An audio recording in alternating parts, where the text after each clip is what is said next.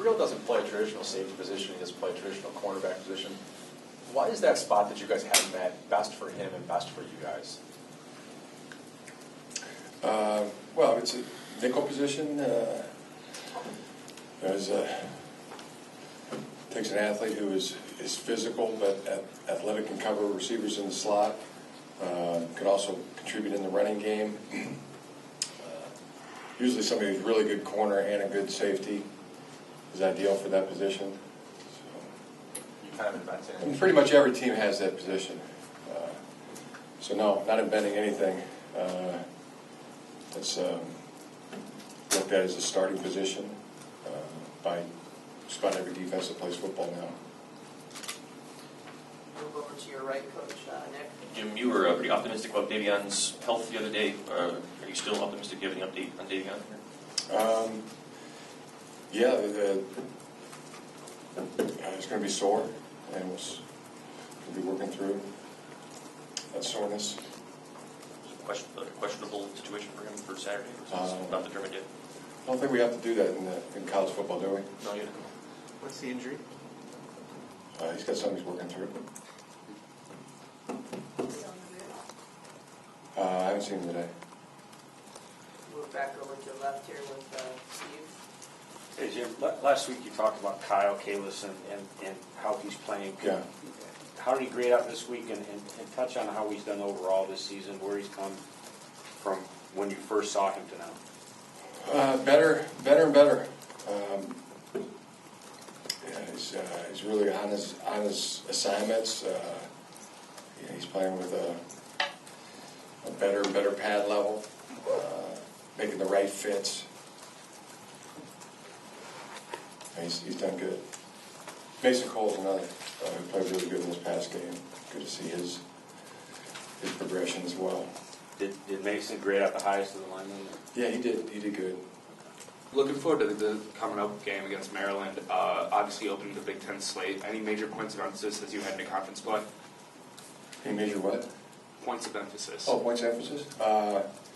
Yeah, good week of preparation. Good week of practice. We're going to need it. It's a very good football team in all phases. High alert in the special teams. The coverage units are going to have to be great. Both the kickoff coverage and the punt coverage. This return game that Maryland has is one of the best I've ever seen in college football. And so is the returner. It's no secret, but I'm just alerting everybody that we know. And we know they're really good. So, great challenge for our coverage units this week. High alert. You can go right in front of your coach with Mark. Jim, over here. You had spoken a number of times last week about the size of BYU's receivers and, that was the challenge that was getting how physical they were. What did your secondary do to kind of negate that?